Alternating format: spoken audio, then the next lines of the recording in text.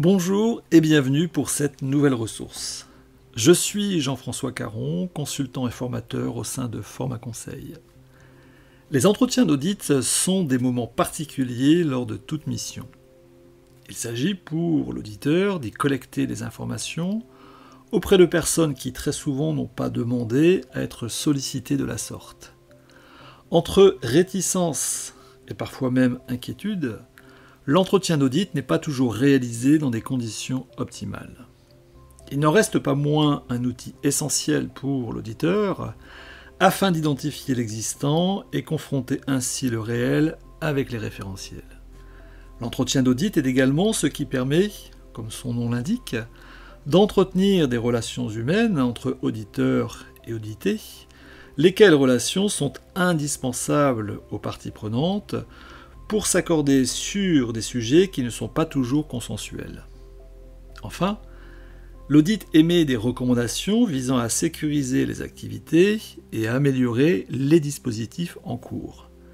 Aussi pertinente soit-elle, une recommandation est efficace à la condition que la personne en charge de sa mise en œuvre y adhère.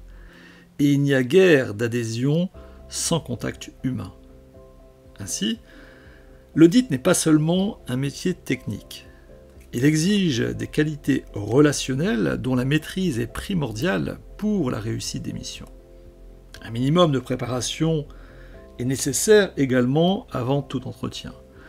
À défaut, l'entrevue entre auditeur et audité risque fort bien de se limiter au bavardage. Ainsi, se préparer consiste entre autres à fixer un cadre sur lequel se référer lors des échanges pour obtenir au mieux auprès des audités des informations tant factuelles que pertinentes par rapport à l'objet de la mission. Je vous propose donc dans cette ressource de déterminer les éléments à inclure dans ce cadre afin de conduire efficacement les entretiens d'audit.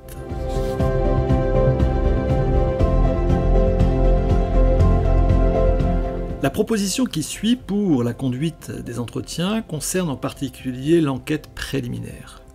Rappelons que toute mission d'audit est composée de 3 phases, la préparation, la réalisation, la communication. L'enquête préliminaire dont il est question ici est une composante de la préparation avec pour l'audit l'objectif de connaître et de comprendre l'existant au sein de l'organisation pour ce qui relève de l'objet de la mission. Cette enquête préliminaire est réalisée à partir d'analyses de documents communiqués par les audités et également grâce aux informations obtenues lors des entretiens d'audit. La qualité de ces informations collectées est primordiale pour la réussite de la mission, puisque ces informations sont au fondement même du programme de travail des auditeurs. D'où la nécessité de préparer ces entretiens en déterminant préalablement les thèmes qui y seront développés. Même si chaque mission d'audit est particulière, il est possible de retenir un cadre commun à chaque intervention pour orienter ces entretiens compte tenu de la récurrence des objectifs d'audit. Pour mémoire, ces objectifs portent sur la conformité, sur la maîtrise des risques, sur l'efficacité et l'efficience opérationnelle, ainsi que sur les processus de gouvernance.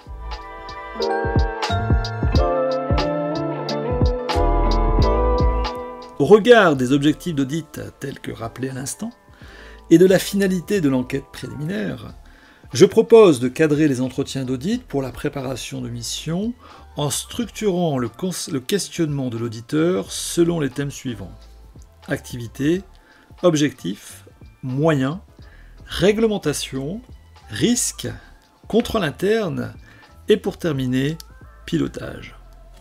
L'auditeur, en suivant ce cadre, donne à ses entretiens une direction, une progressivité, évitant ainsi de s'éparpiller et de perdre en conséquence ses interlocuteurs. L'audité, quant à lui, sera plus à même de répondre aux questions si ces dernières sont structurées, puisque comprenons mieux ainsi la démarche de l'auditeur. Prenons un exemple pour illustrer l'emploi de ce cadre. Vous réalisez un audit des achats. Vous rencontrez la directrice des approvisionnements, afin de collecter les informations nécessaires à la préparation de votre programme de travail. Vous commencez l'entretien en lui demandant de vous présenter les activités, les missions, les objectifs de sa direction. Puis vous la sollicitez pour savoir de quels moyens sa direction dispose-t-elle pour la réalisation de ses activités, pour l'accomplissement de ses missions, pour l'atteinte de ses objectifs. Parmi ces moyens, il est possible de distinguer ce qui relève de l'organisation, des ressources humaines, des processus, des systèmes d'information. Ensuite, vous vous intéressez aux aspects réglementaires spécifiques aux activités d'achat prises en charge par la direction auditée. Ce n'est qu'une fois effectué ce point réglementaire qu'il est opportun de se concentrer sur les risques, car ceux-ci concernent tout autant les activités, soit les risques volontairement pris pour atteindre les objectifs, concernent tout autant les moyens, c'est-à-dire les risques opérationnels, tout autant la réglementation avec le risque de non-conformité. Puis, à partir des risques ainsi identifiés, vous questionnez votre interlocutrice sur les contrôles internes déployés sous sa direction afin de les maîtriser.